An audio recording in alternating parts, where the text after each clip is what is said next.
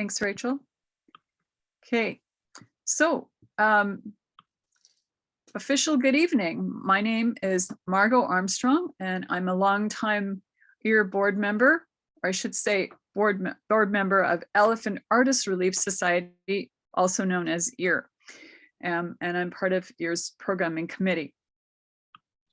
First, I'd like to begin tonight in the spirit of respect, reciprocity, and truth by honoring and acknowledging Mohkinstsis and the traditional Treaty 7 territory and oral practices of the Blackfoot Confederacy, including the Siksika, Kainai, Piikani, as well as the Yaxi, Nakota, and Tsuut'ina nations.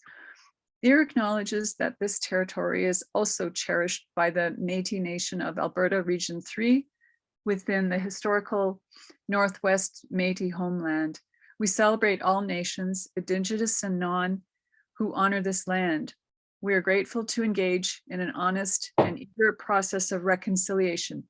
We are all treaty people. And on behalf of EAR and the EAR leadership team, I'd like to officially welcome you all to Arts and Activism, the Changemakers. We're grateful for each of you to choosing to spend your evening with us. Thank you so much for being here. This evening's talk is one of an ongoing series of events called Umbrella Talks. EAR's primary purpose is to empower artists in Calgary and area to survive and, even more important, thrive as artists. And these Umbrella Talks are one element of what we offer. This year, EAR celebrates 15 years of service to the local arts community. And even though EAR has grown and evolved over that time, our mission has remained the same: to provide practical resources that help sustain the livelihood and practice of artists in the Calgary area, regardless of discipline. To achieve this, EAR offers monthly professional and personal development talks such as this one, a twice-monthly online artist meetup group through Facebook called Studio E, a wide variety of community resource information, which you can find on our website, elephantartistrelief.com. And of course, our core program of emergency financial relief for artists who find themselves in a crisis situation.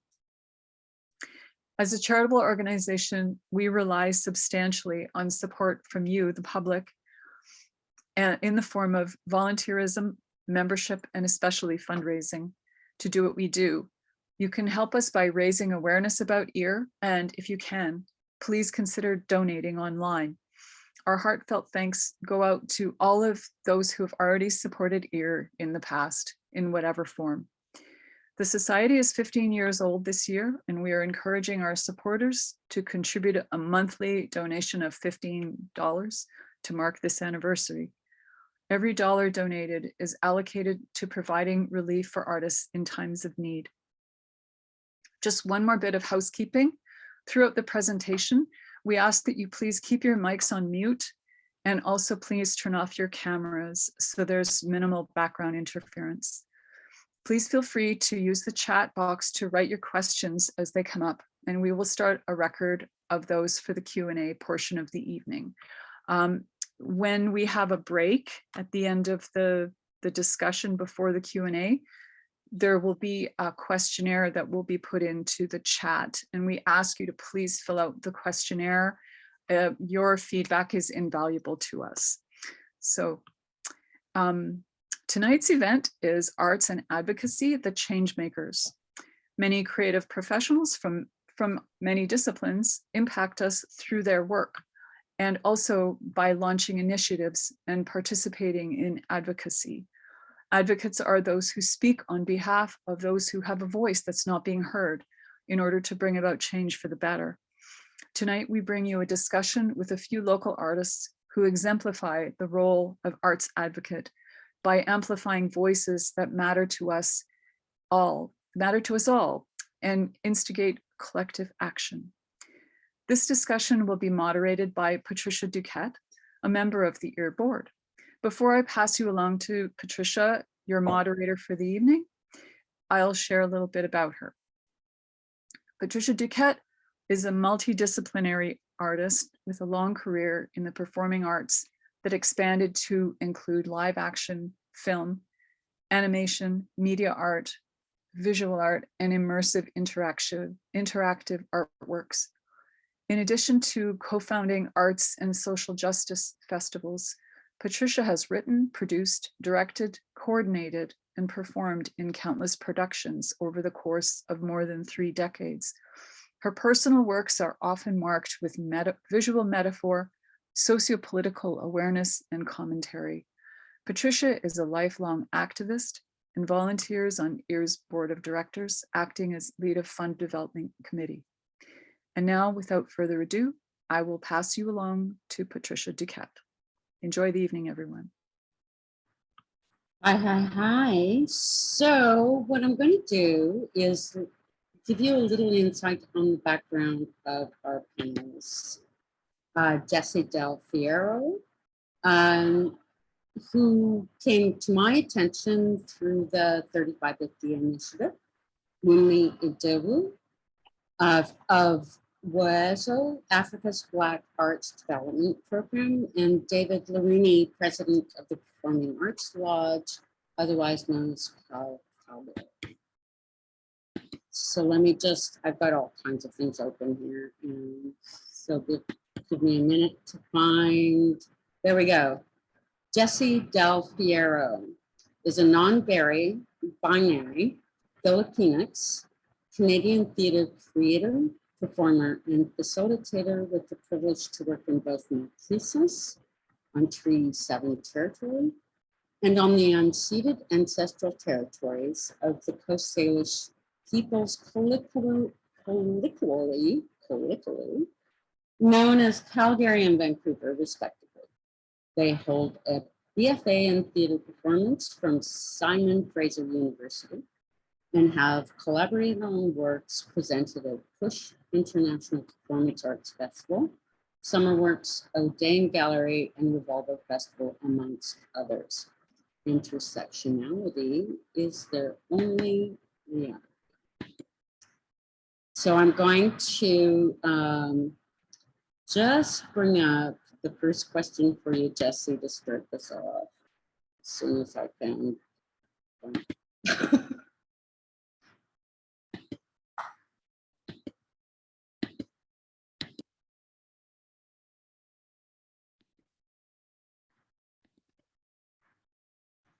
Okay, what compelled you to make the leap from artist to change maker?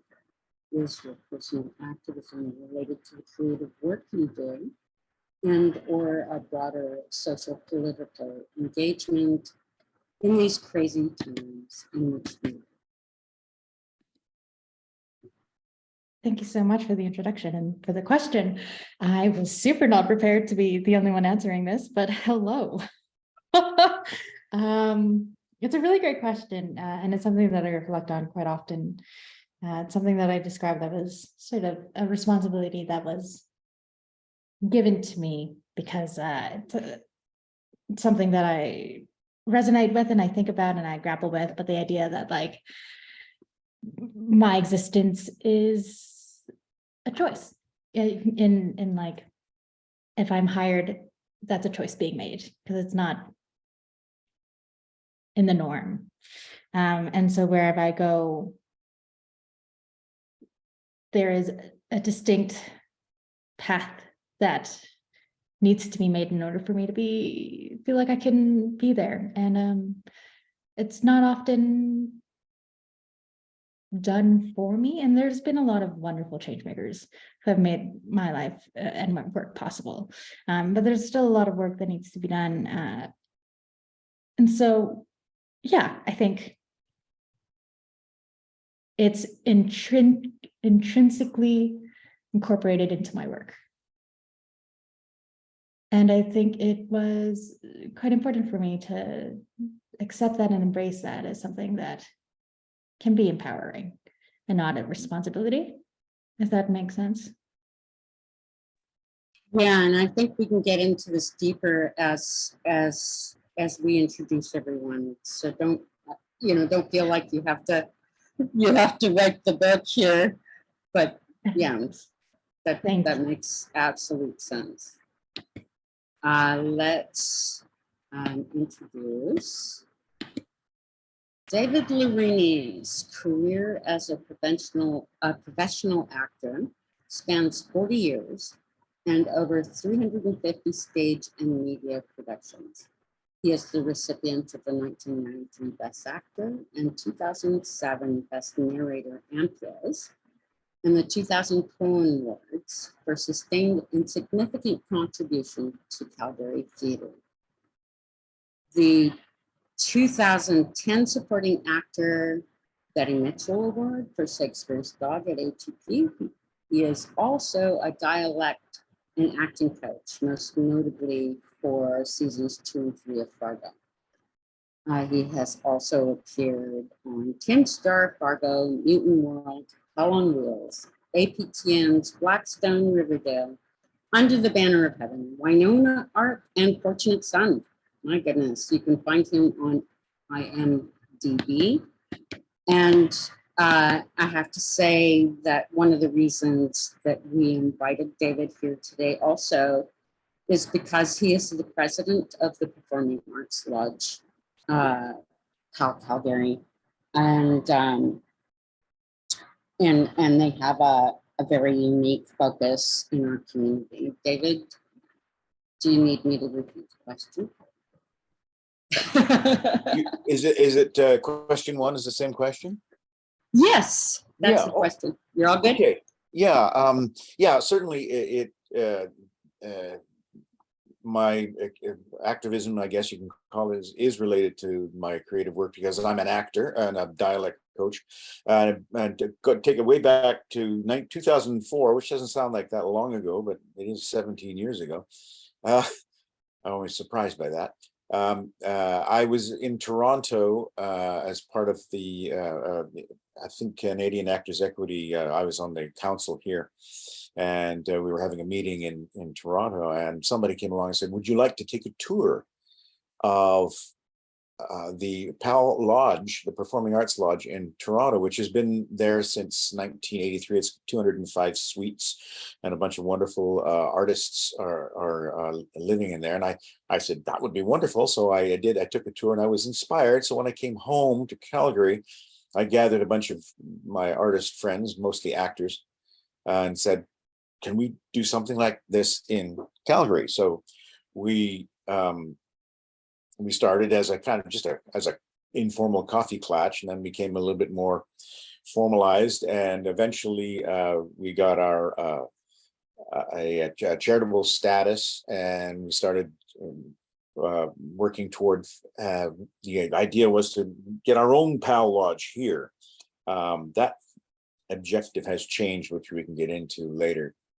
But so we established a website. We got our charitable status. We did a needs survey at around in 2008, which is unfortunate because it was just before the economy collapsed, and people were saying, "Yeah, it's a great idea. We love this idea. Do I need it? No." And so we were kind of a little discouraged by that. Well, one of the very cool things that came out of it was. We had always thought of this as for senior performing artists, and what we learned was that we need to expand that umbrella, that tent, to include younger emerging artists, and not only performing artists, but people who are involved in the performing arts, and even wider umbrella yet, the arts, and that includes anything from administrators to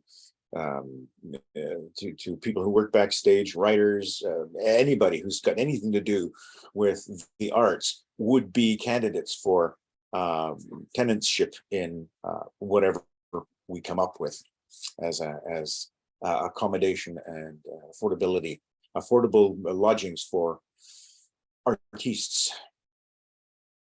Yeah, I feel like I should clarify that we're talking about secure housing, accessible housing, shelter, which obviously relates an awful lot to things we're going to discuss tonight about, the viability of the cultural worker here in this location, thesis, and, our security as artists. I am just going to introduce Wunmi. and we can get deeper into this.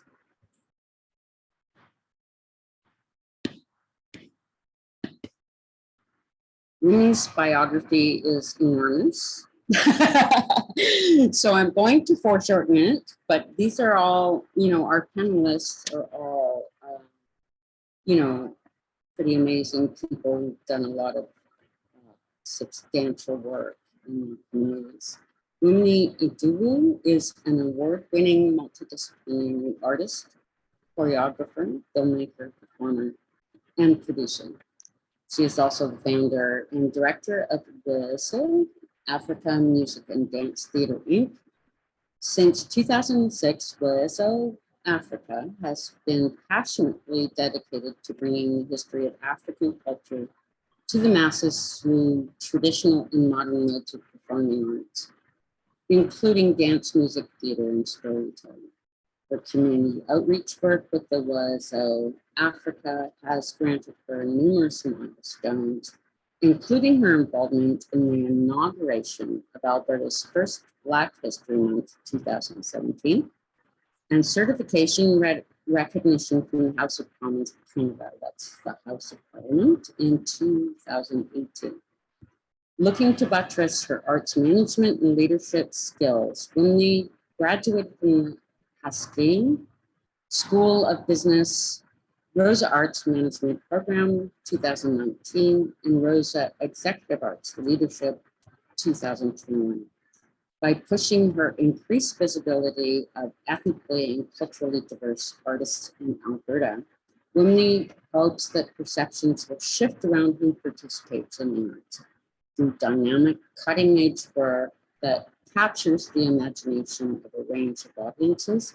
Her hope is to enhance the creative economy, empower communities, and perpetuate the movement for instilling social change. Wunmi, do you need reference to that question again? How you got sort of pulled into arts as activism?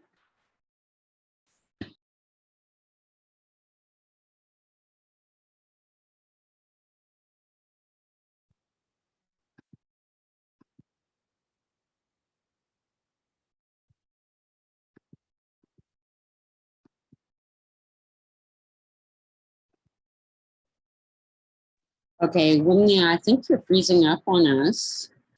I don't know if you need to refresh the connection and come back to us. Can you hear us? Maybe chat to us.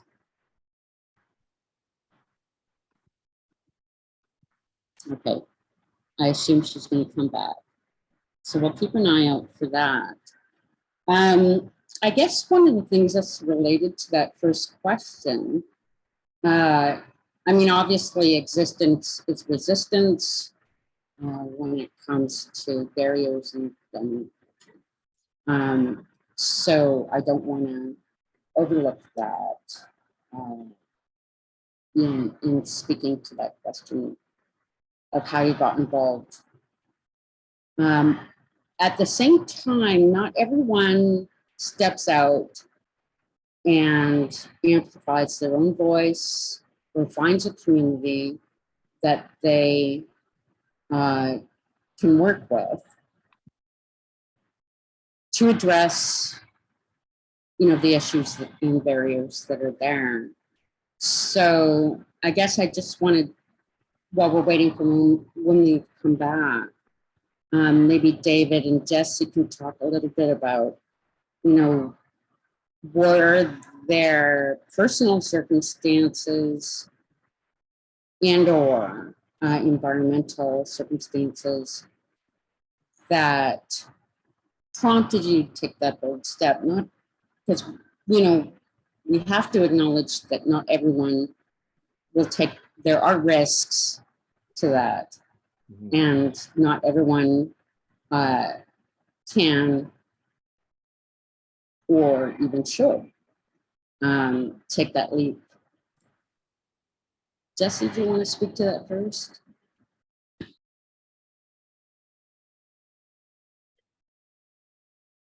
Yeah, I think that's a it adds perspective, and it's a very complicated question to answer for sure. Because I do agree that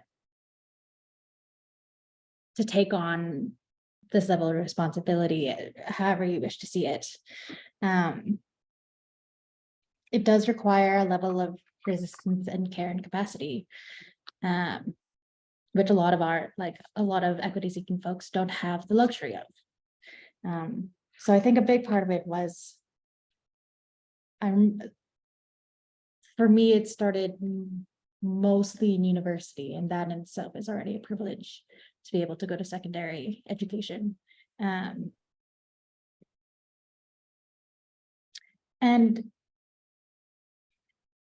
it wasn't a decision I made alone, because I had a community that believed in me to do it.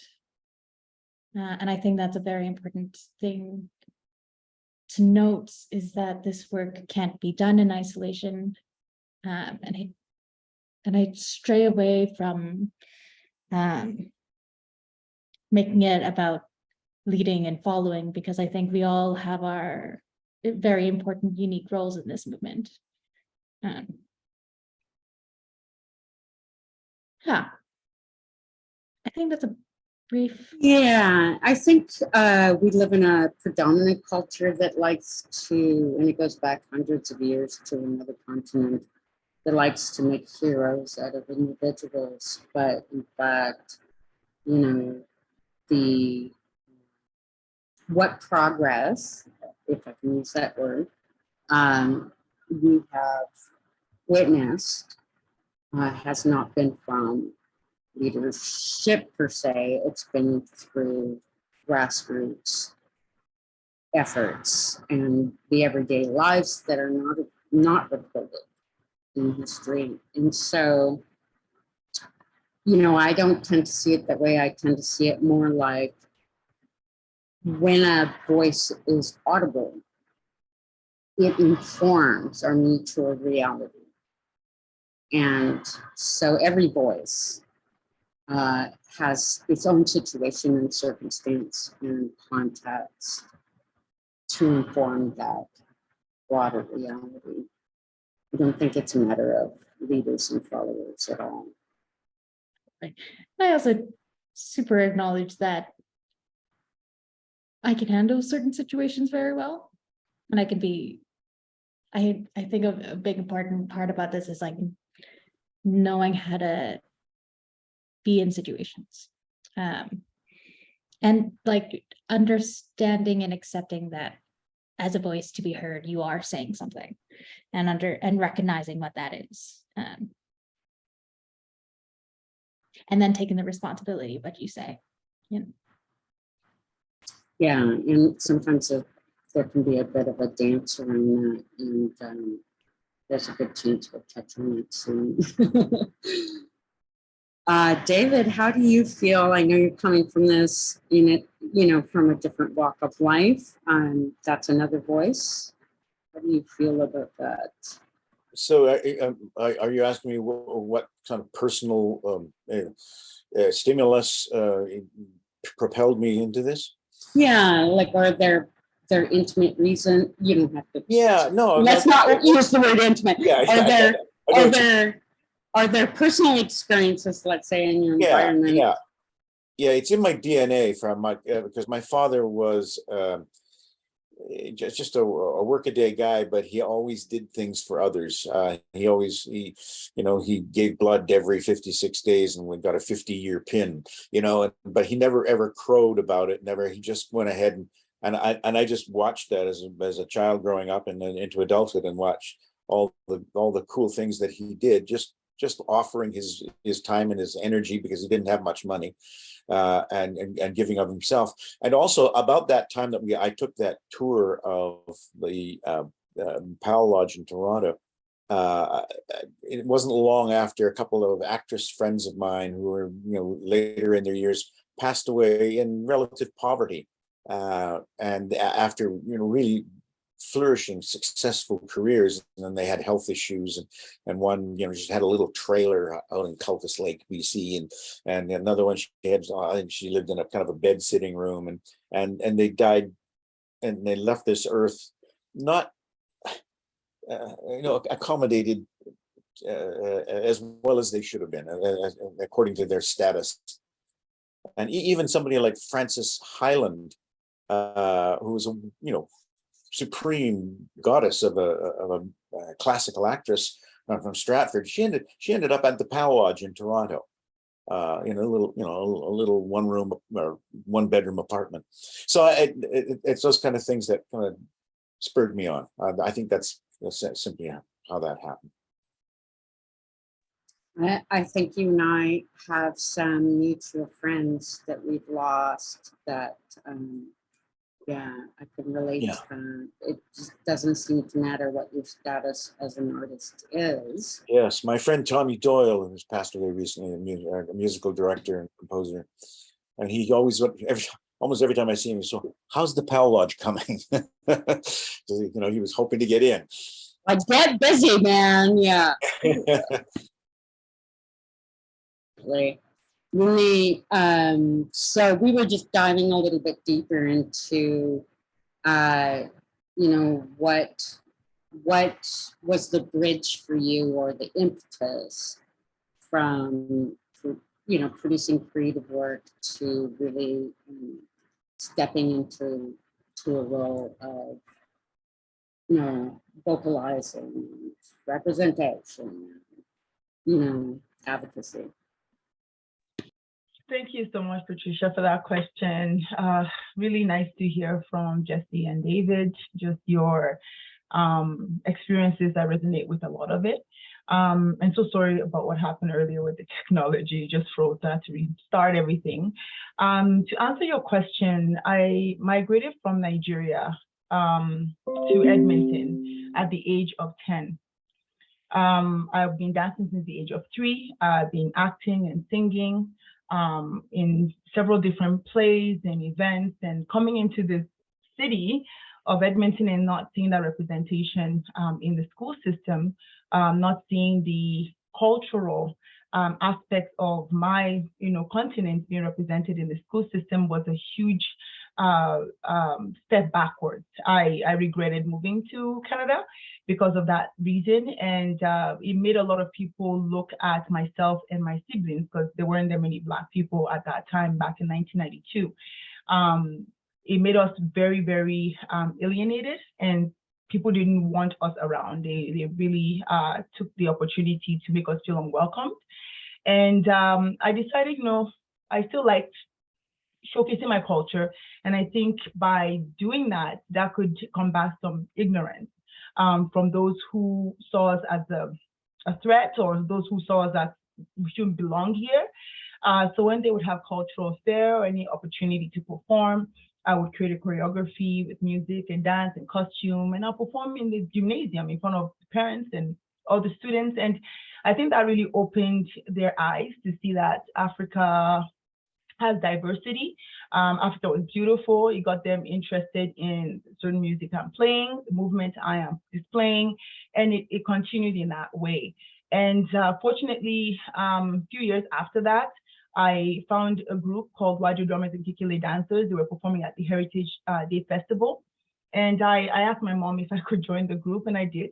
And that group toured all around Canada. So I got more opportunity to showcase the African dance music vocabulary of the movement and what it meant. And music was really, really interested in the African culture. So having, different instruments and merging of, bagpipe and, djembe drummer and flutes and the djembe drummer, just experimenting really opened my eyes to see that there is an opportunity for social change in the way people see us as individuals using the arts. It can transform minds, and it can transform people's, I guess, lack of reality of, they're not the only ones on this earth.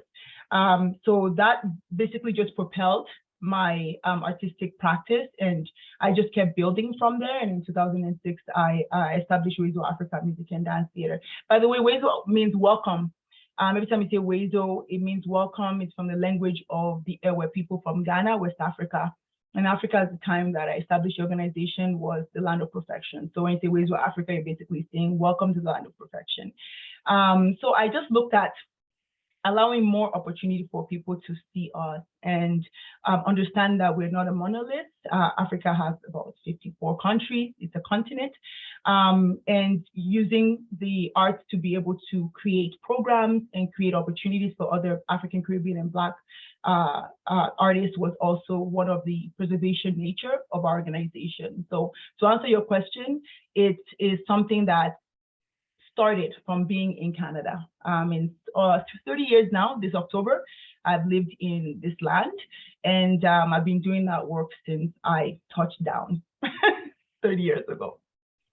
Okay, and I'm very happy you touched on, I think Canadians or North Americans in general tend to look at Africa as, you know, a monoculture of some kind, which is pure ignorance. I mean, there's just so much richness, there's so many different histories and social political situations, and you know it is multicultural, you know, probably to a degree that you know, I think is obviously to a degree that's not acknowledged. And also this is a bit of a divergence, but this might be interesting to some of the viewers, especially once it's on YouTube. You know, the African diaspora is very diverse, but also, you know, Black North American history, a lot of it's been shut out or lost, and for obviously oppressive reasons, not passed along. And I wonder, you know, if you have seen, you know, an engagement with the Black population that has been here for generations, sort of reconnecting with traditions that perhaps were lost to them.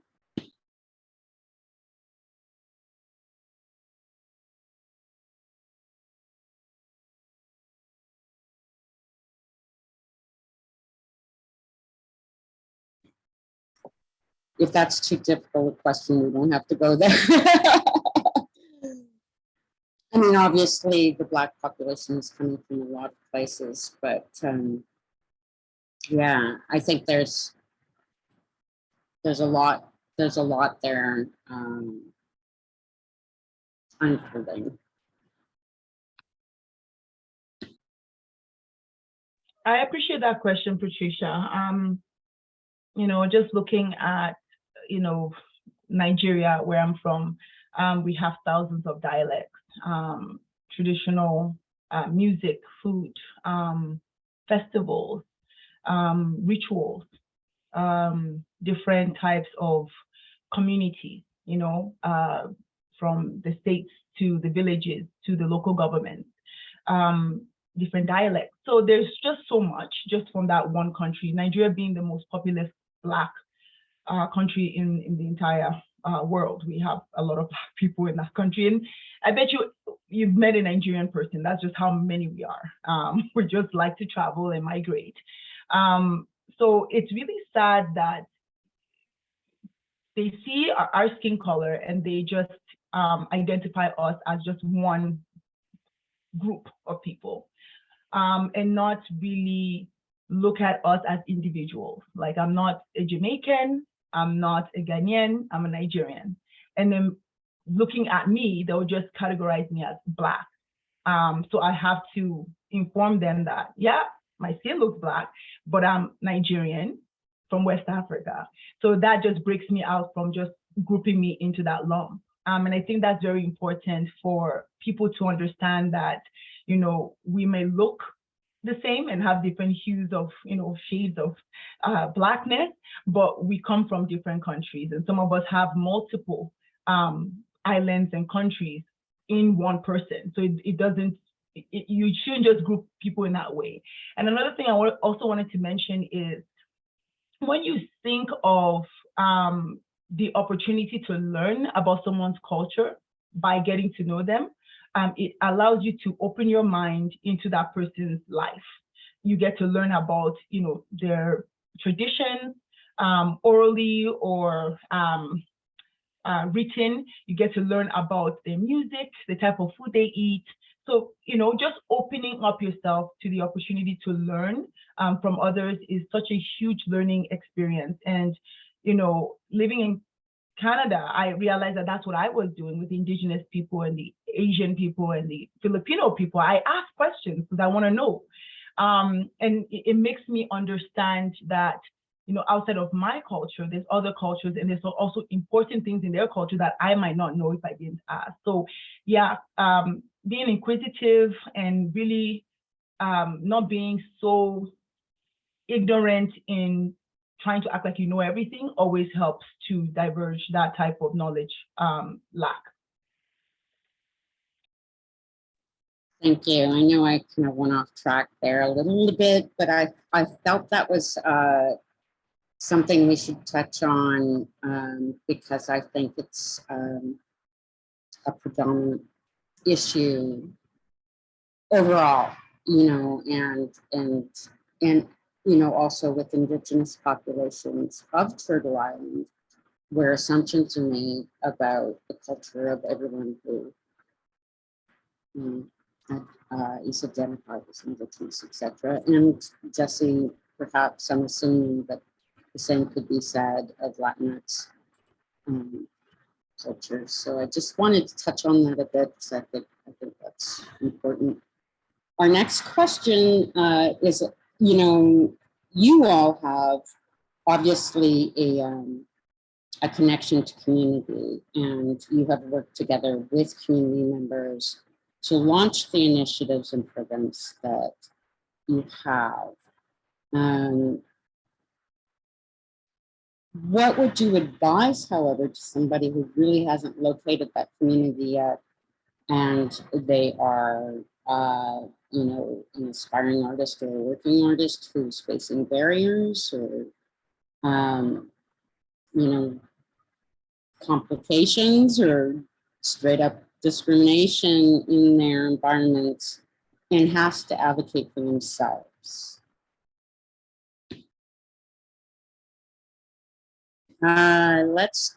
David, would you like to speak to that as a performing arts and film community member?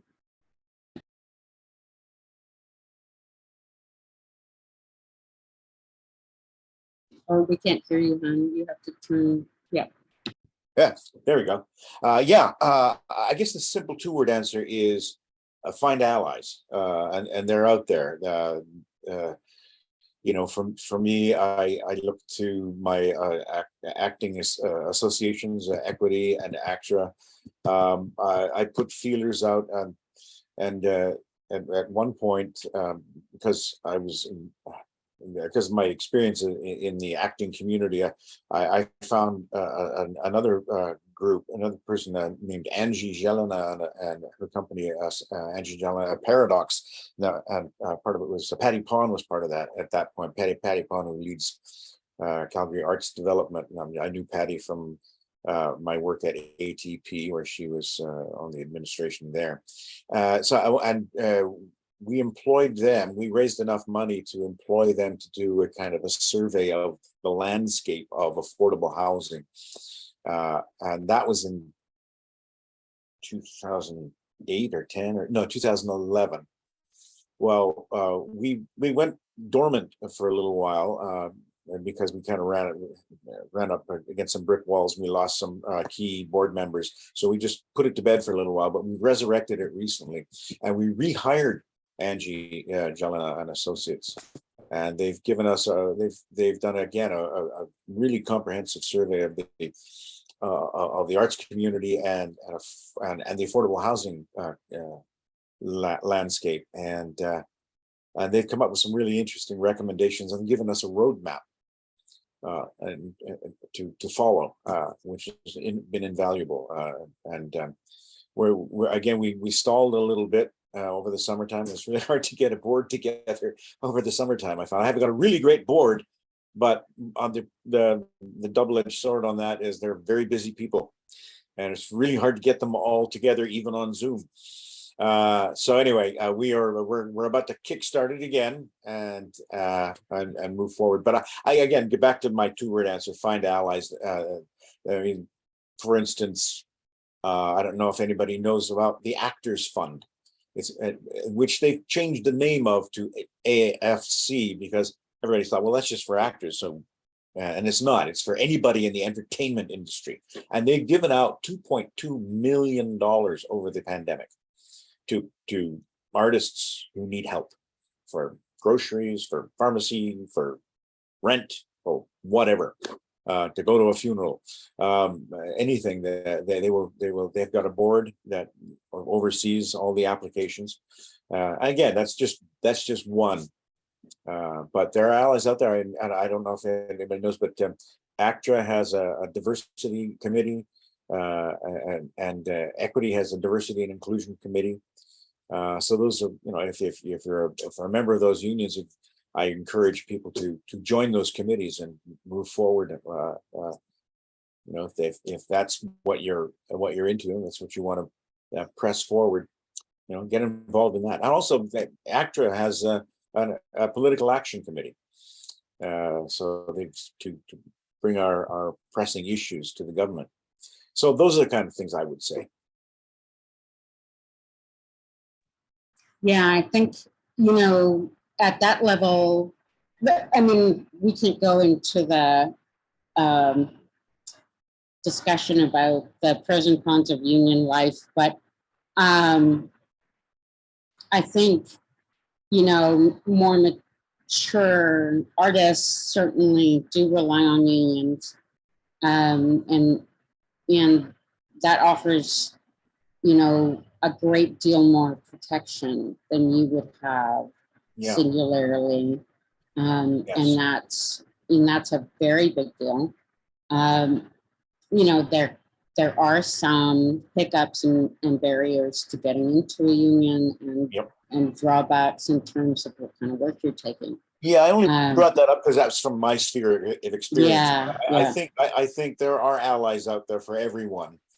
It's just a matter of doing your research and digging and finding them, because I think they're just about on any issue. You'll find allies out there, people who can help you move forward.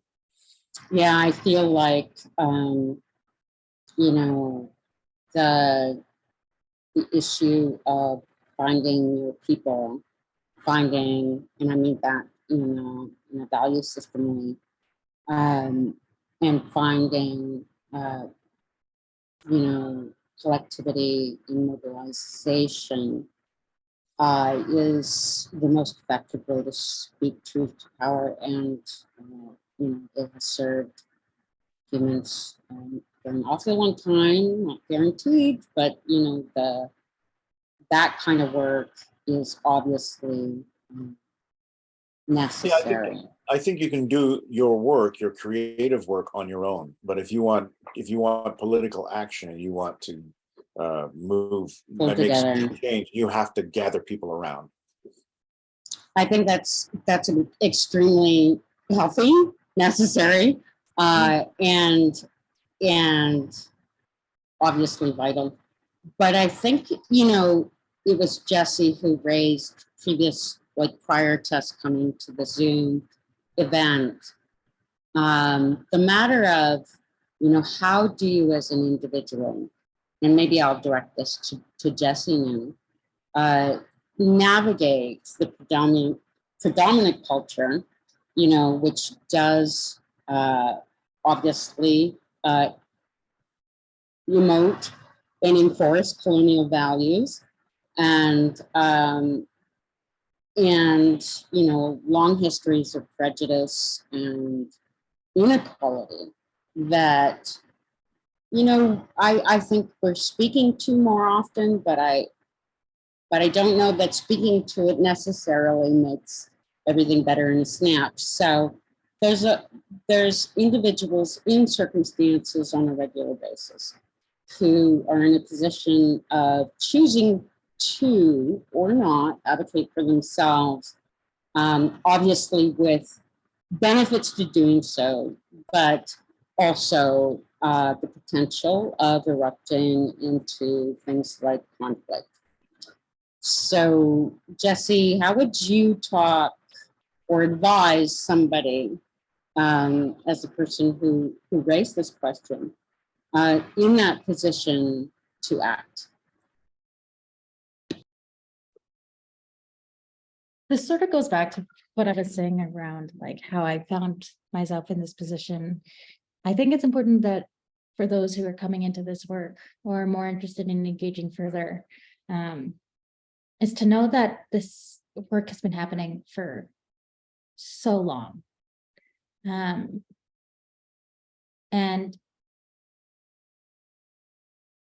again, it really takes a village for change, and that village exists. I think it's important to, if there's something you know you're passionate about, I would suggest looking, just as a start of like looking what's around, like how did I even find this? I remember right before a pandemic, I met Bahagari, which was a queer Filipinx grassroots organization. And I met them through, I wrote like writing letters to a organization that was wrongly treating BIPOC artists. And I literally, I just saw that as a post and I reached out and I was like, hey, this is pretty messed up. What do you need help with? Like, and it's okay not to know what you can do. It's important to know what your boundaries are, because in a lot of ways, there are certain situations where learning on the go can be more harm than it is good. And there are places where you can learn those situations. In this case, it was a letter. I'm very good at writing letters, happy to do that. But consequentially, I met Bahagari, and yeah, like they're there. We're out there. If there is something you're passionate about or something you're scared about exploring or something that worries you or concerns you and you need help, like you now have 4 people on the screen right now who are very connected in the community, who I'm sure would, I can speak for myself that if there's something you want to talk about, like let me know. Yeah. Yeah, and I do think it comes down to that, doesn't it? It comes down to reaching out and finding communities you can act safely within. And there is power in numbers. You know, in my day, I'm gonna sound really old right now. You know, I used to create events and festivals and listservs when the internet came along, and now, you know, it's a search engine away. You know, you will find groups on social media, you will find websites, you will find local representations. So I would encourage that too, and especially in circumstances where perhaps one feels at risk. It seems to me from your description earlier that you really found your own way to this, you know, through reaching out again to groups that resonated with your own aims and talents. But then you founded your own organization. Do you want to tell us what would prompt you to do something like that? Yeah, that's a good question. I just saw that the other groups I was part of, maybe choreographing or performing with, they were not trying to create sustainability and bring the community together. To them was just a gig, right?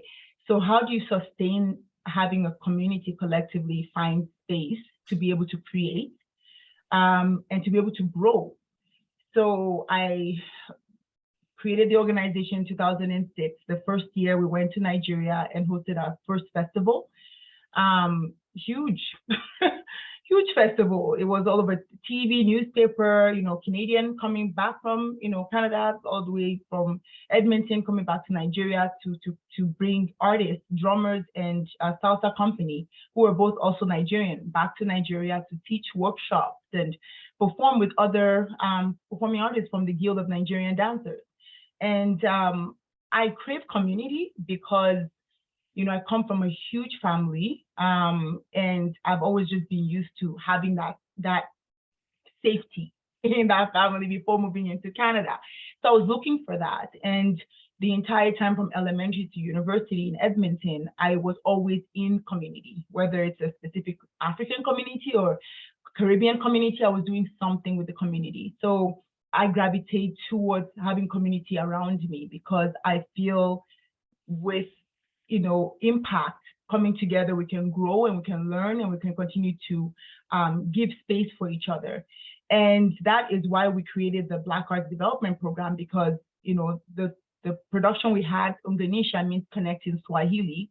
We did that in 2018. It's a Black History production that showcases dance genres that came from enslaved Africans that were, thrown over to Cuba and to the Caribbean and to US, and they formed this amazing dances like tap and hip hop and capoeira and samba. And no one really knew about that. And as a dancer, I was just waiting to see if anybody would dispel that myth of who created this art form.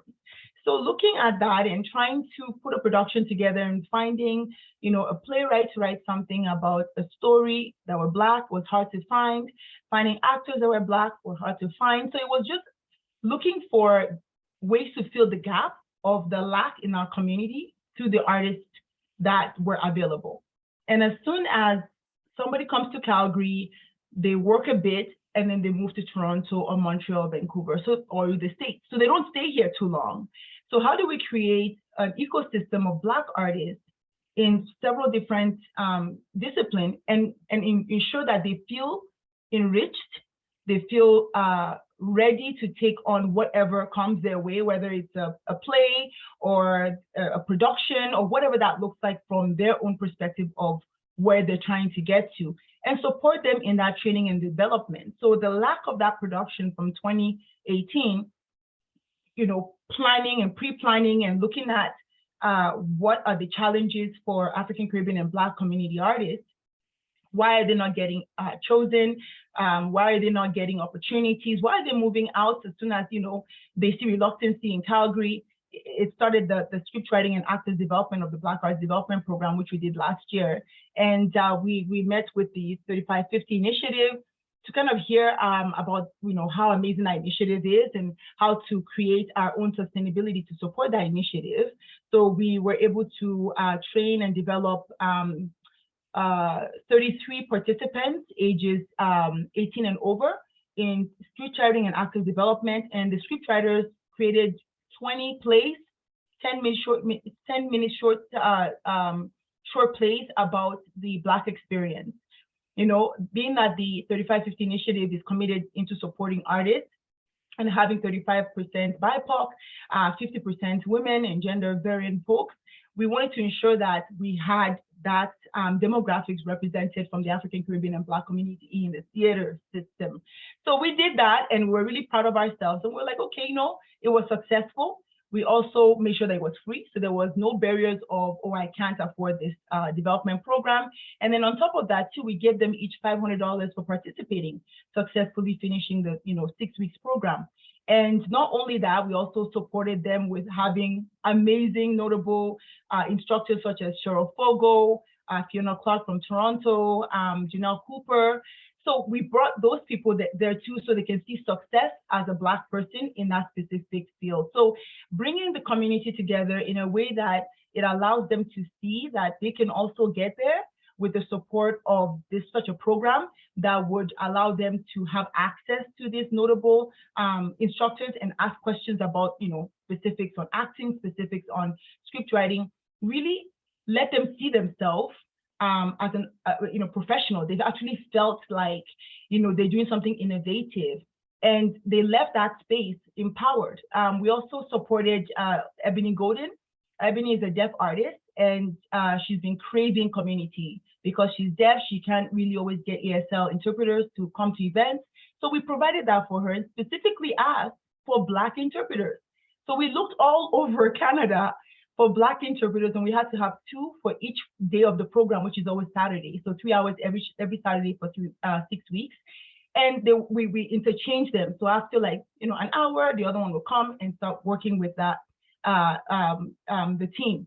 So knowing that we were able to provide that accessibility challenge and allowing her to converse with other peers who are Black and getting their perspective on certain things and, being able to communicate with them also proves that, community is there if you make an effort to bring people together collectively by doing it in a way that is, you're being careful about what they're looking for specifically and allowing them to be supported in that way.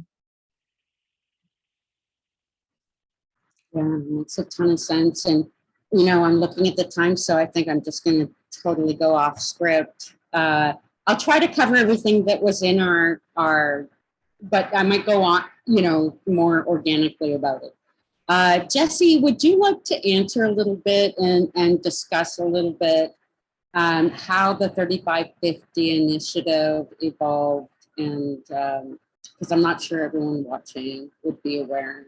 Would you like to speak to that at all?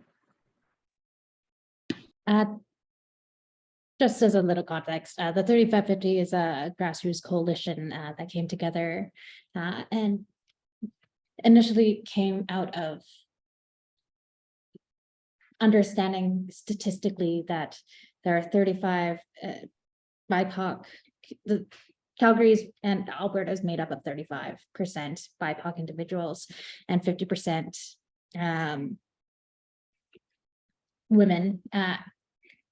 Important to note, like it's an asterisk in those statistics that counts as women. They also put non-binary and gender fluid individuals in there. That's a whole other conversation. But initially for the 3550, it was understanding those statistics and seeing that that's not represented in our artistic community. And so it started off as a letter addressed to all. I have like over 50 theater companies across Edmonton and Calgary and Alberta, but particularly in these 2 cities. Thank you so much.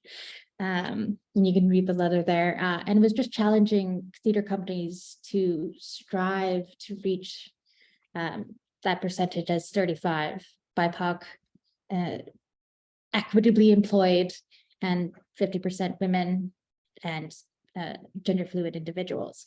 And it goes into the nuances of what that means of like, sure, you could hire like 50% women in your contracts, but like, what does your board look like? Who are your permanent staff?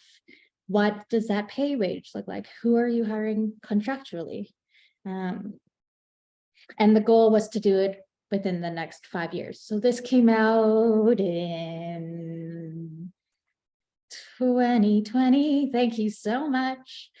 And we've seen that grow in particular ways of like building community and creating conversation. Because the way we described the letter in the past and acknowledging emergent strategy and how things are always evolving and changing based on like feedback from the community.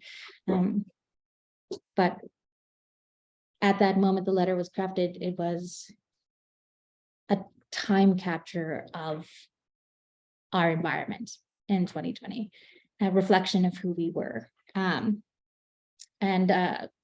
really believing and imagining who we could be in 5 years.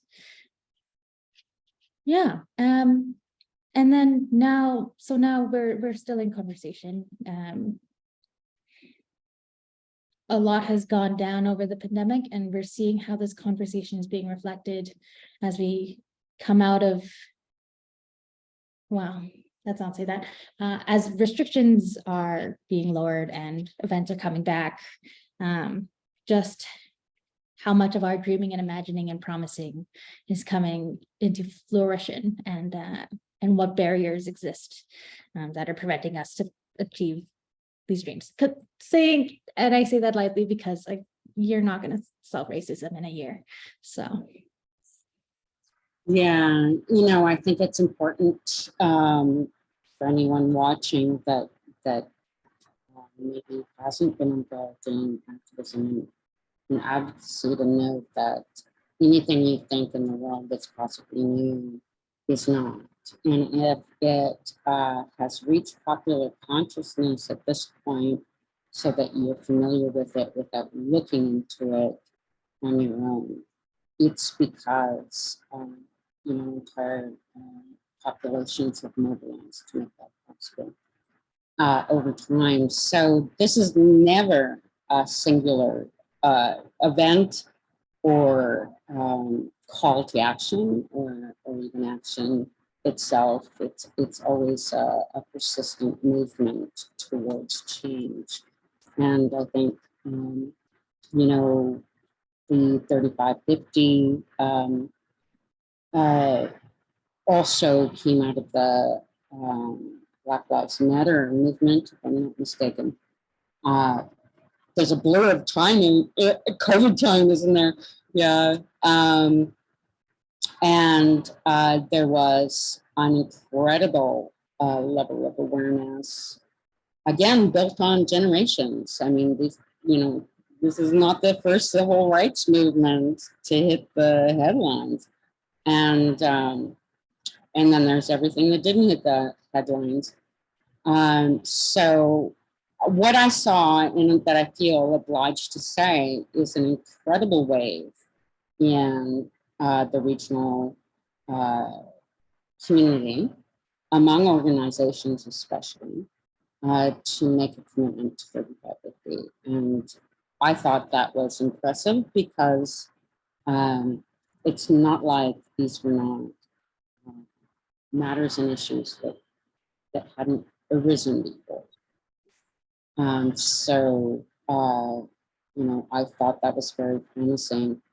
But I guess this is kind of a segue. And David, just excuse me for a minute. I'm not trying to leave you on the sidelines, and we are going to open, there's more to talk about. But since we're here,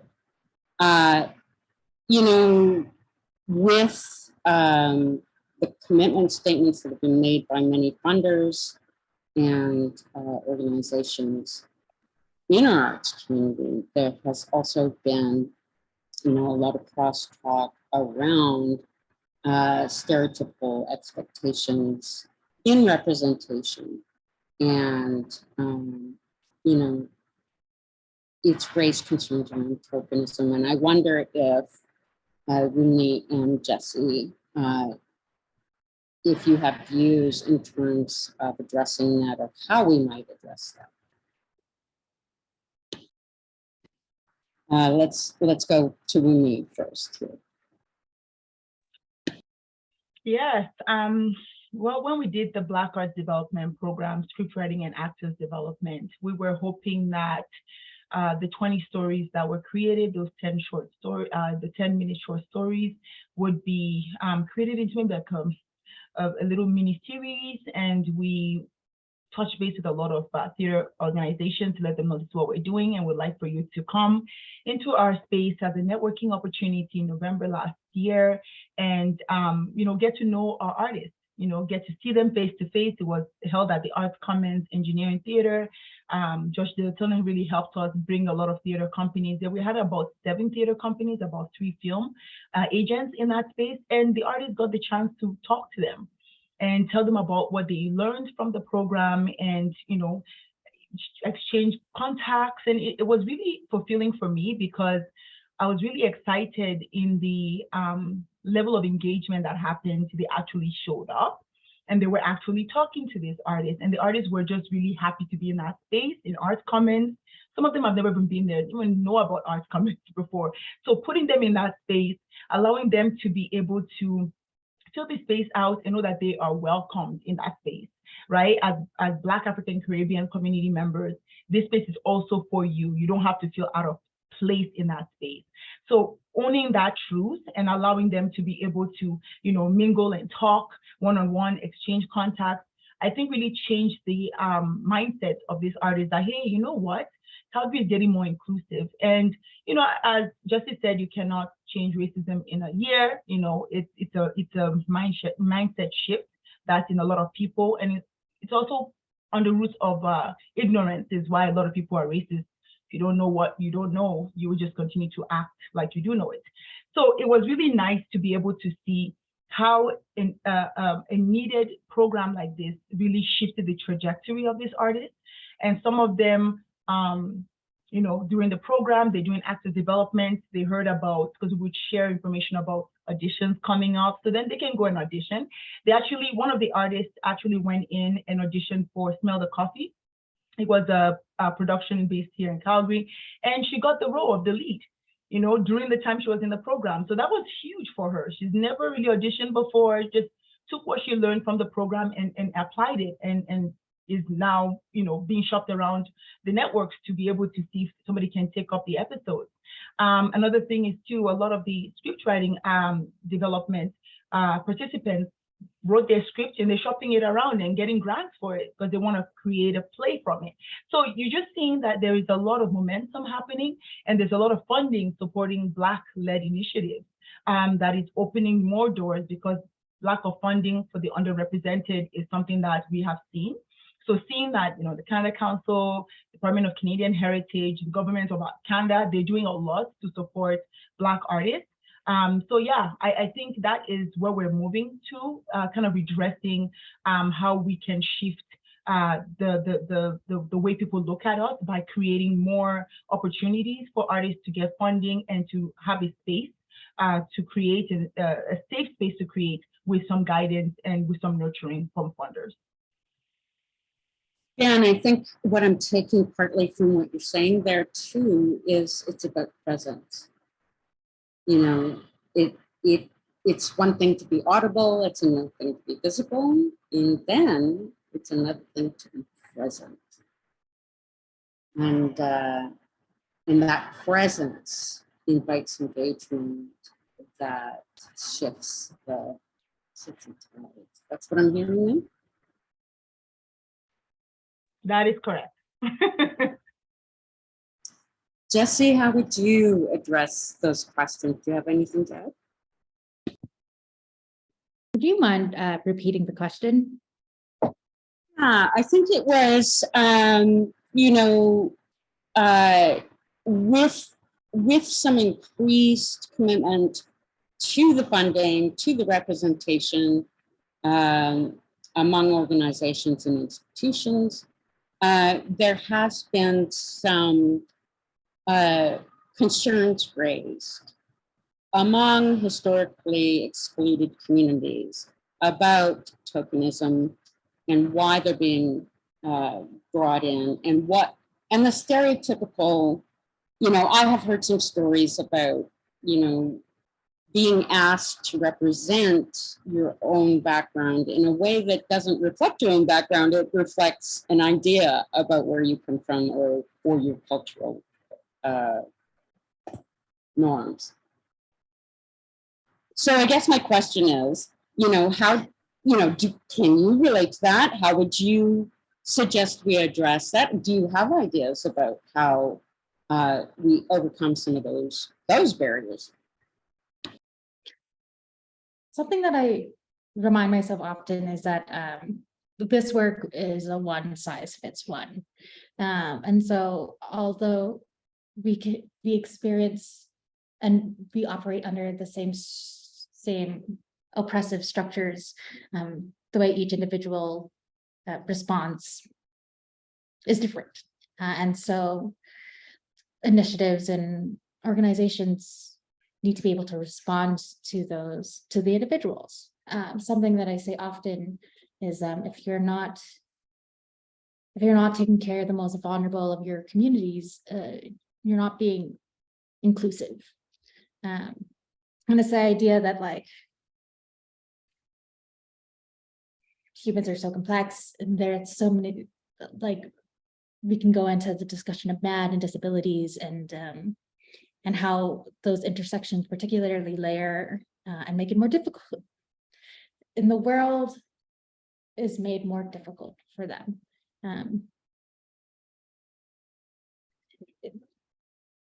It's like the framework of like,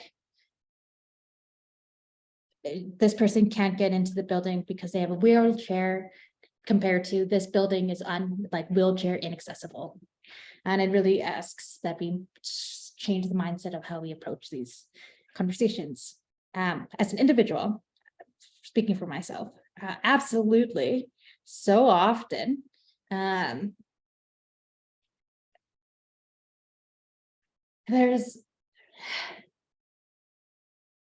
think being one as an artist, I think it's really important to be confident in who you are, which is hard often when you grow up in these structures that tell you everything's against you. Like I remember in high school being told that I probably won't be an actor, but you know, I could make an art curator, like a really damn good art curator. And I was like, not really what I was going for, but thank you so much for your feedback. And for me, it's really important to remind myself of my intentions of doing this work. So very similar to Wunmi, I didn't grow up with the representation of Filipinx, queer, non-binary individuals.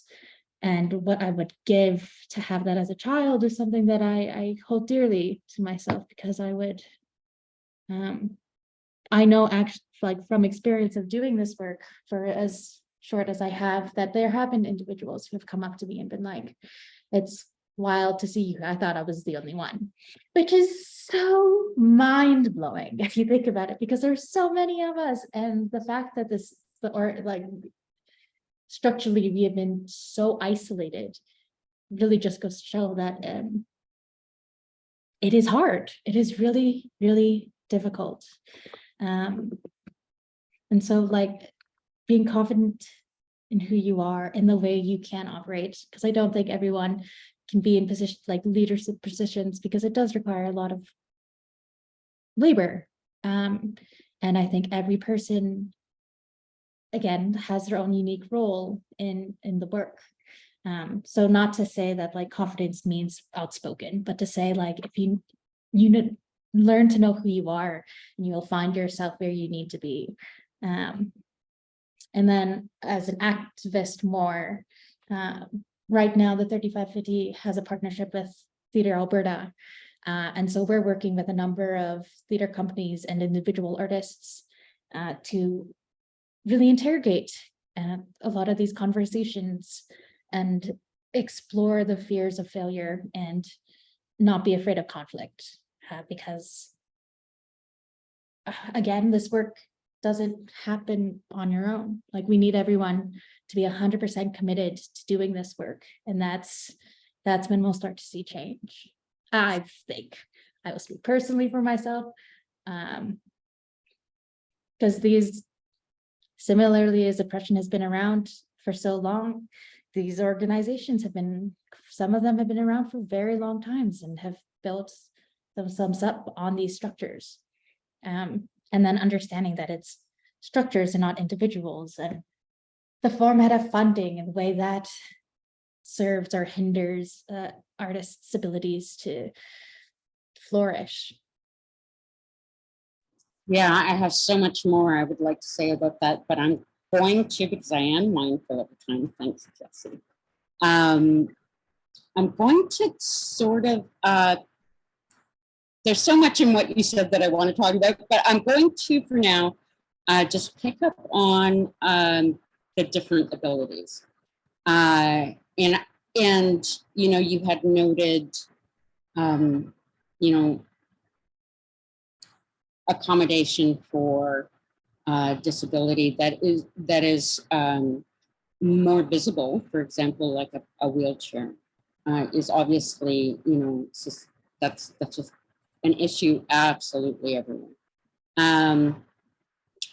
I also want to touch though on MAD and for our audience, This is a movement that reclaims the word mad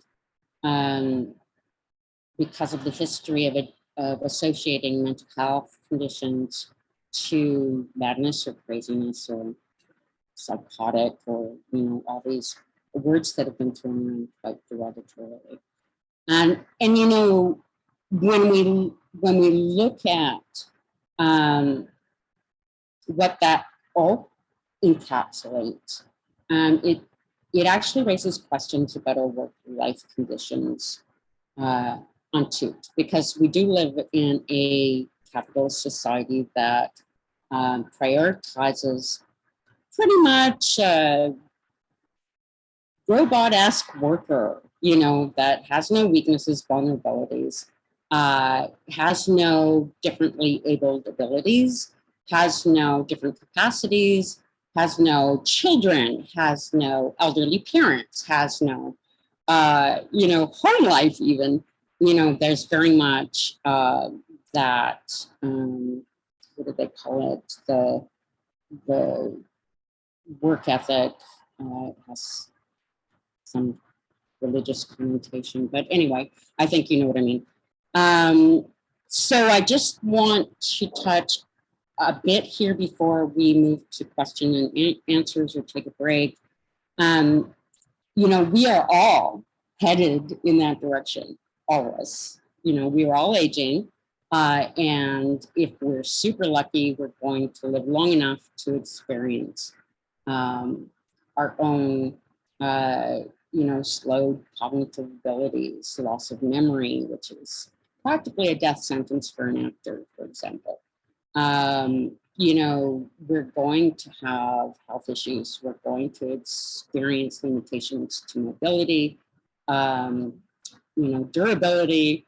The arts demands an awful lot from us. We don't work bank hours. We probably put in more hours than is humanly possible because there's rainy and dry spells, and somehow we have to account for all that. So I just wanted to turn this over a little bit to David, and anyone raise their hand if they want to jump in, because I think that some of the issues that Paul contends with embraces this and recognizes this, and I don't think it's something we're talking about, even though we have an incredibly growing aging population in Canada. I'm not sure how to address this. I'm just looking at your question that you've written. What have you witnessed and wish to highlight that need to be addressed in regard to work-life conditions? I really can't think of anything. I just, in terms of accommodation and we're looking at housing people. Yeah, I know there's a place in Edmonton, a hub community or something. I forget what it's called, but they have live spaces where a painter or a sculptor can work and live in the same place. That would be nice to see more of that. And we will not be building a building in the foreseeable future, but we are connected with other organizations like Silvera and Horizon Housing, and it might be a good idea to put a bug in their ear about that kind of thing, so that they can work toward developing live workspaces for artists. As I always used to say to people when I was pitching PAL, it's not a NIMBY project, not in my backyard. It's a YIMBY. Yeah, in my backyard. We want artists. We want culture in our buildings. And when we have met with Silvera and Attainable Homes, they're quite excited because they're going, yeah, that would be great to have a bunch of artists in the building. So and if they created more live workspaces, I think that would be more attractive. One guy did call me up recently. He said, would you be able to hook me up with something? But he said, I play the trombone. I need somewhere to live and practice my trombone. Well, it's going to be a little hard. I think there's one of the Silvera homes has a kind of a functional room where you can go, but still, to practice that for 2 or 3 hours a day on your own is asking a lot. So I'd love to see. I'd love to see development in that respect. And I feel like I should add context. I myself am experiencing variable mobility issues, and that has affected the kind of work I can do.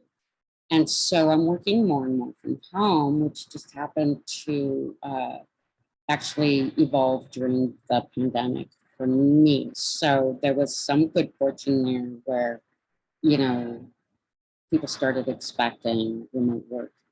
But I wanted to add that because what David's talking about is, there's a lot of, I guess, there's so much work to be done, and we can't expect overnight change. But one of the things that enables, artists who are differently abled or aged, is that they can work in the safety of their home. So, that, and shelter obviously is like a very basic need that, is already a struggle because accessible, affordable housing is a commodity, not a basic need in our society. So these are very big deals. Jesse, I see your hand up there. Oh, go ahead, David.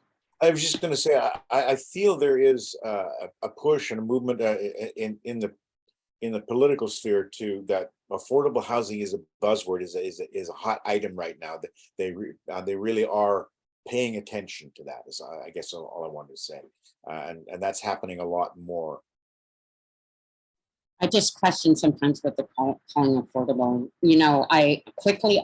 Before we talk to Jesse, I'm sorry, honey. I just read a very detailed article reporting statistics, and even our federal government's promise of building new homes just recently doesn't even meet half the need, because not only is it all pricing us out, but in the last decades, there's more divorce. So you're having families that used to live together, in significant numbers, live apart, and then you have the aged population, and then you have marginalized individuals and communities who get shifted and gentrified from one community to another community to where things just get less and less affordable. So in the end, a lot of these promises they're making don't actually meet. I think it's something like it reflects maybe 40% of the need, and the need is growing. Right. So that article is a bit hard hitting when you put it in perspective, and the population in Canada is growing. So this is going to be an ongoing. Just a tiny little positive bit of news on that is that I don't know if you're aware, but attainable homes, you can get you can get into a home with a down payment of $2,000. So I just want to toss that out there. Well, send the link for that. Yeah. Jesse, I'm sorry for putting you off there, honey. You get the last word here.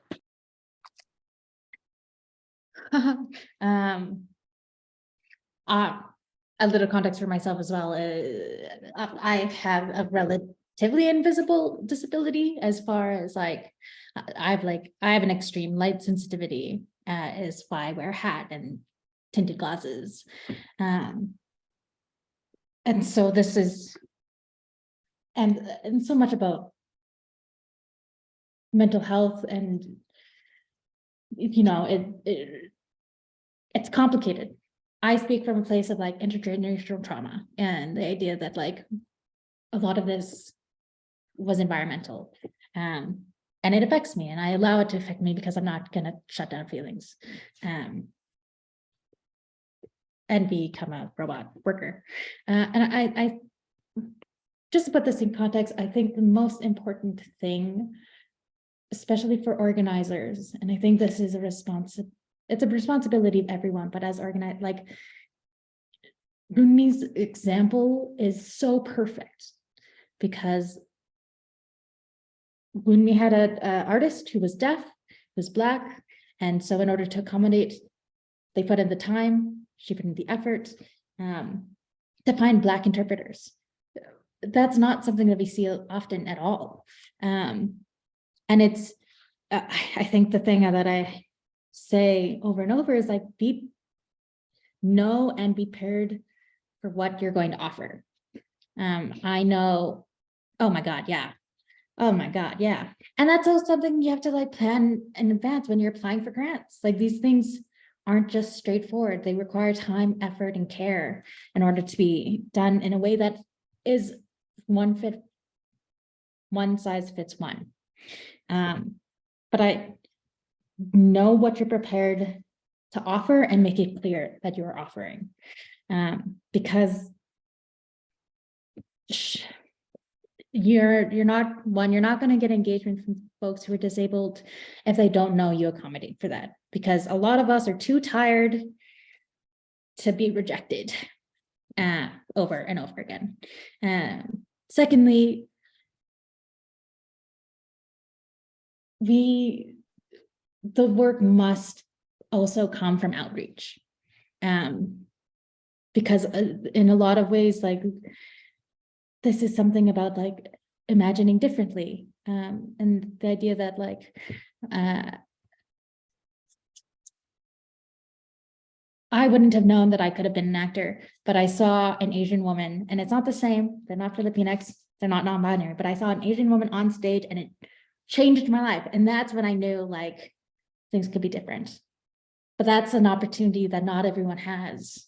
And so the idea of outreach is to be like going into these communities that creativity and brilliance exists and haven't had the opportunity to flourish, and being clear about what you can offer, and doing the work to get to know who you're working with. Because well, like if you find out that an individual has a light sensitivity and the space that you're working in only has fluorescent lights, are you capable of changing spaces in order to accommodate for that? Or is it a responsibility for the artist to engage with? And also, not every artist has the time or the awareness to know what they need. And it can be quite burdening to ask individuals like, what accessibility needs do you have? Because often we haven't had the opportunity to explore these.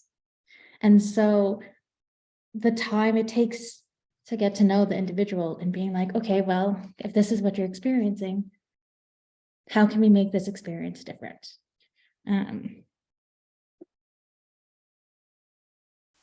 Yes.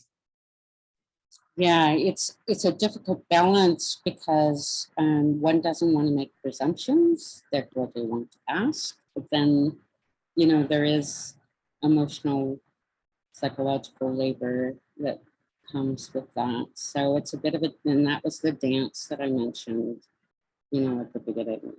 It you know, it's not always going to go down the way we want it to, or that we wish it would, or that our ideal you know, imagining is. And so I think we really have to come from a place of empathy and compassion for one another to kind of navigate, you know, some difficult waters sometimes. So we're 5 minutes over. I almost got us on time. Thank you so much, you guys. Let's us four take ourselves a 5-minute break so that my colleagues at EAR can collect some questions, and when we come back, we'll take those questions. I don't think there's too many of us kind of watching the chat vicariously there. Shall we? 5 minutes?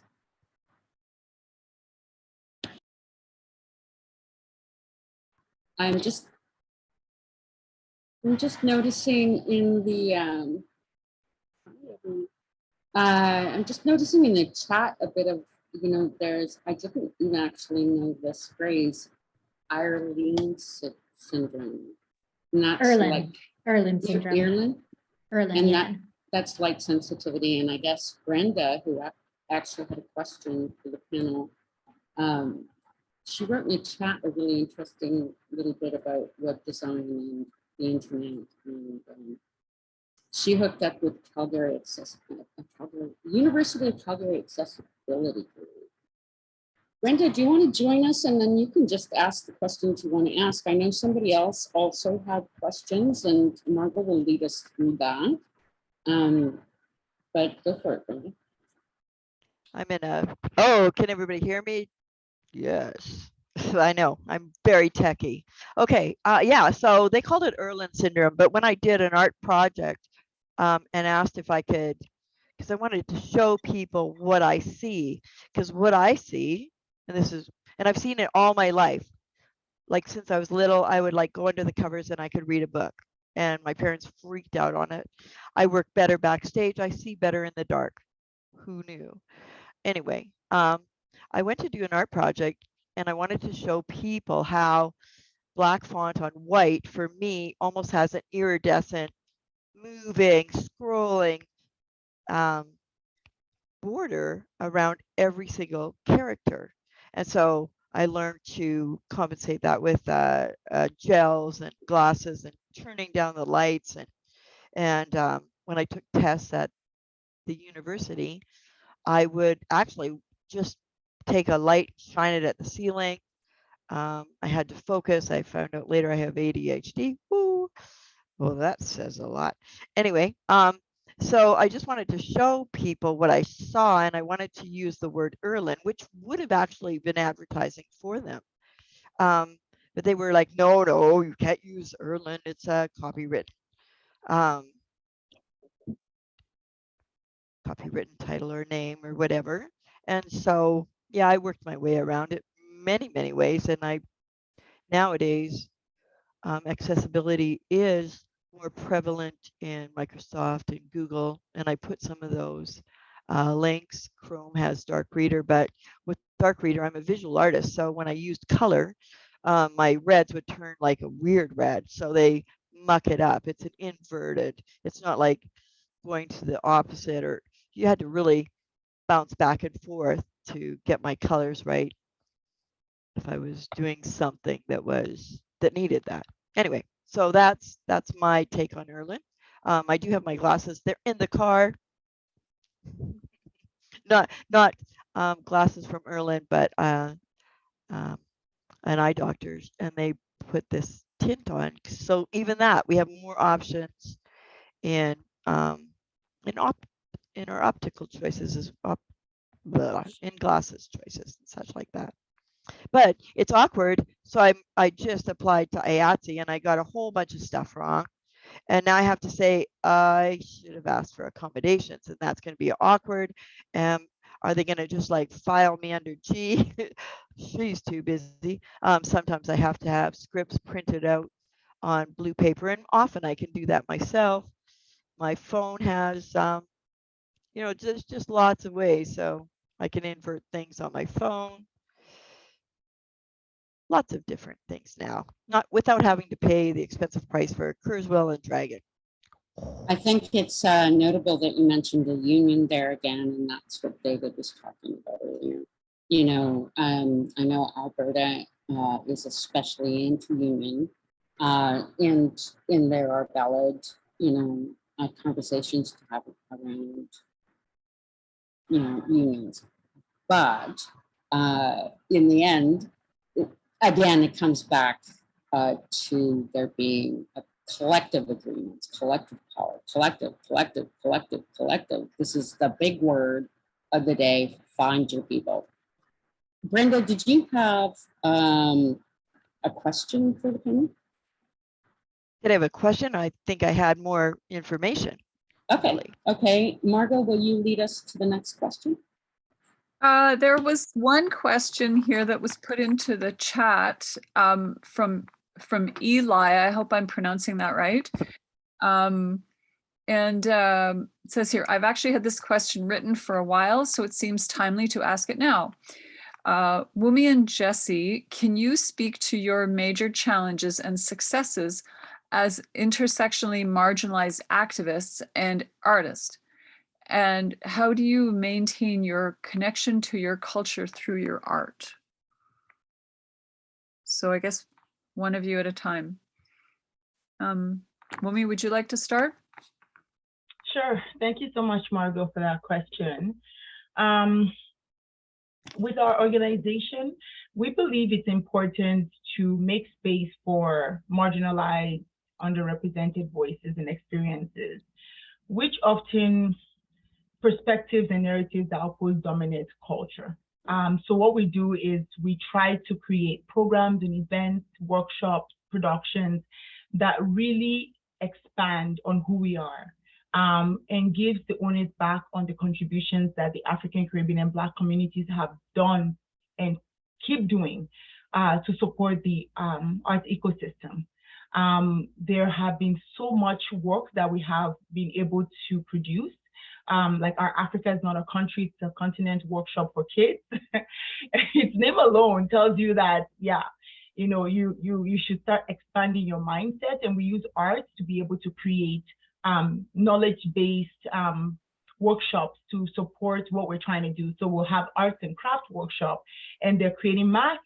As they're cutting the masks and coloring in the masks, we start speaking about the importance of masks in the African culture, and which countries you know, mask represents and why do they represent it. And we talk about other things like different countries in the continent of Africa. We tell them to look at the map that we print out of the continent, and we pick out a specific country like Madagascar, and talk about the fact that that movie had a lot of lemurs, and there are no lemurs in Africa, in Madagascar, sorry. So this information like that that we provide the children, they're able to, you know, kind of rethink how, you know, media is perpetuating misinformation about us, and also allows them to also question what they're watching.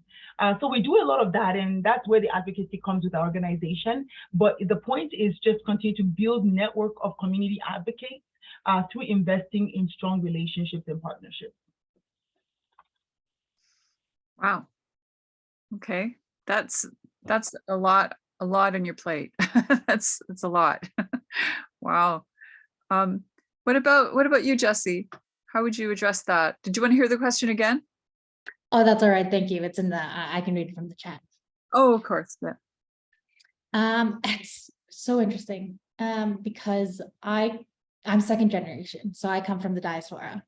And so I grew up very distinctly with my parents removing me from my culture. I remember when I was young and asking to learn Tagalog, which is the national language in the Philippines, along with English, #colonialism. And they were like, you don't need to, you're Canadian. And so that's like something I'm grappling with. And I think the first, I don't know how better to describe it than that was one of the major challenges of keeping connected to my culture. Because it wasn't something that was given to me. It wasn't passed down through my parents. And so I had to go looking for it. And I think the way it exists as an as an activist and an artist is like being very vocal about who I am, and that I am Filipino. And I find, again, like I find my community, like I actually just got a research and creation grant last year to research pre-colonial Philippines, which was a whole lot and could not have been done in a year, but you know, we tried. And through that, I met like both like traditional Filipino dance from the Spanish and from indigenous I was going to say provincia, but provinces, and artists who are so excited to share the culture that they grew up with. And similarly, like with martial arts, because the Philippines has such a history of resilience and war. But a lot of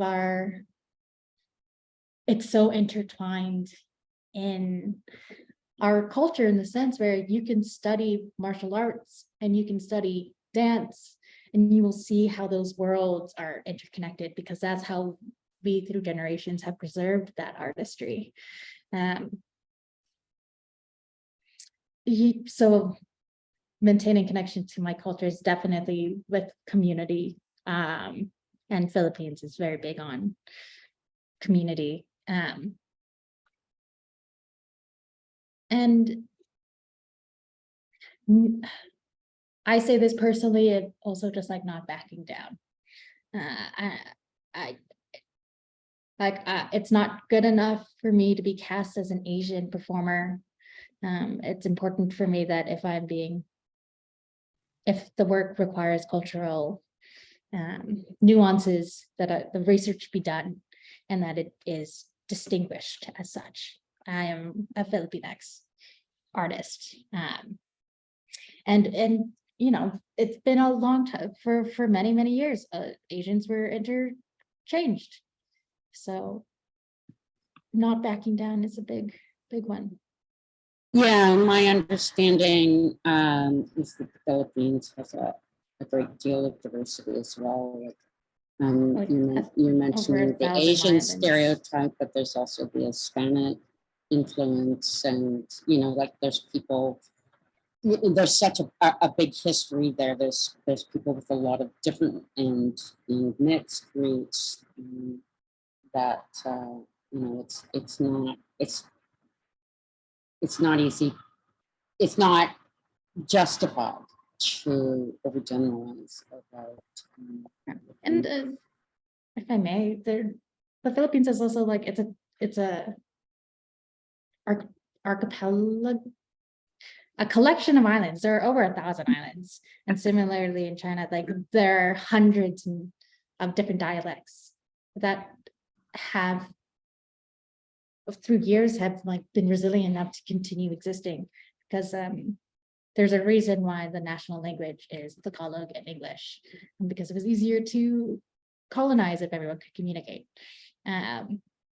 particularly those who were colonizing. Those were then indoctrinated. Anyways, it's a whole thing. But important to know that like every province is also so distinct. And to know where you're from. Like my dad is from Pangasinan and my mom's from Cebu. And that's important for me to distinguish. Even though I was born and raised in Canada. I can speak a little bit to the question too, as a queer Métis woman. For obvious reasons, there's many of us that have lost touch. Our families have lost touch with communities and cultures. I think we all know that history, those of us among us. So I won't go into that, but I wanted to say that in my own work, I am cognizant and always have been of who I'm bringing in and what characters I'm creating, and even crew or producers. I'm cognizant of bringing in people who can speak to the experiences that relate to storylines or situations or circumstances, and ensuring that, at least in my own tiny little world, opportunities exist. So I think that speaks to the question sense of whatever your journey is, there are a number of approaches that we might take.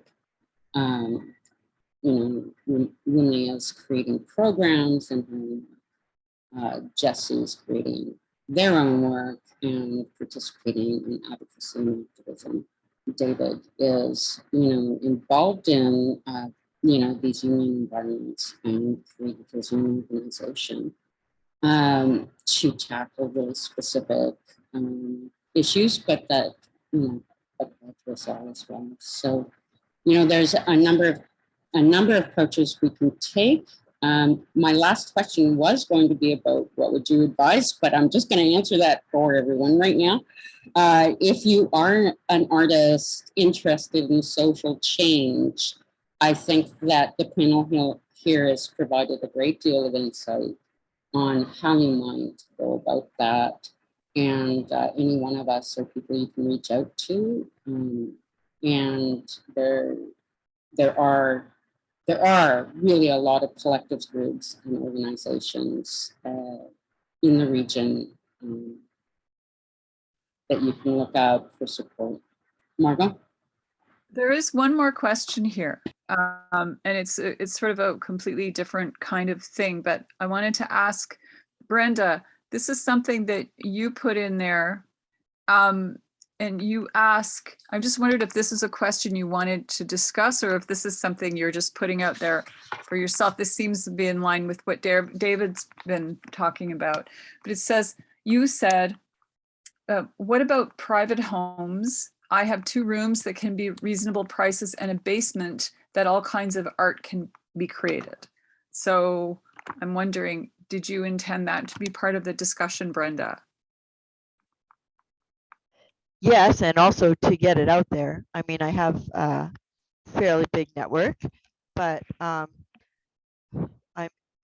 an empty nester, and that's new. And now I have 2 rooms that are available, and it's so quiet here. So yeah, if you know anybody, it can be quite reasonable if 3 of us are in there.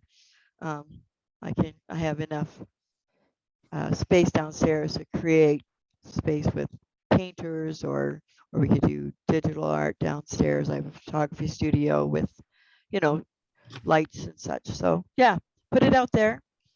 Well, it's a good notion because you know, we've always thought in terms of institutional type of Silvera homes or Horizon, but it'd be interesting to investigate people who might have basement suites or bed sitting rooms or whatever. But it turned a light bulb on in my head. There was a really funny to me, the article wasn't meant to be funny at all. It was out of the United States, and they had given this phrase, which I can't even draw to mind right now. Anyway, you know how old things get rebranded as new things, and then they become like catchphrases. It was one of those. But really what it was about living together with other people. And so, you know, they described it as a movement, and it had this special thing, but you know, poor people have been doing it forever, and that's, you know, get a roommate, you know, buy a house together, you know, I don't know, if you have the resources, build your own community. I don't know, you know, like, you know, this is like pretty primordial human interdependent stuff, but it does seem radical in the culture, the predominant culture we live in. I do think it is another arm of solution that, unlike what this article was promoting, shouldn't be commodified, but encouraged, and maybe creating networks that maybe that's a need that needs to be filled, you know, where, I don't know, maybe it's PAL creates or hosts a network that can connect people to each other that might be able to live together. We are now exactly on the dot. I hope I'm not being rude, but I know it's my job to watch these things. So I want to thank you all. You're all wonderful people with so much to bring to the table and so much to say. And, you know, we couldn't possibly have done it in the time span that we had. There's really a lot to talk about. So I thank you so much for being here and giving us at least a window into, your views, your actions, your initiatives, and your passion. Thank you. I also think I should just acknowledge that we do have a, quickly, Eli has been, or Ellie has been contributing on the chat. So you may want to take a look at that, and definitely relating to different aspects of the conversation. I think, unless anyone else has got parting words, I think we're good. Thanks again. I'm going to ask my ear colleagues to stay on, but I am going to take another break. Okay, we'll be here, don't worry. Okay, thanks, guys. Sorry. Thank you all. And you know, let's follow each other and what's going on, and see how else those intersections can meet in the future. It's great. Yep. Thank you so much for leading the discussion tonight, Patricia. And thank you to David and Wunmi and Jesse for sharing your experiences with us and your learned perspectives. So thank you, thank you, thank you. Okay.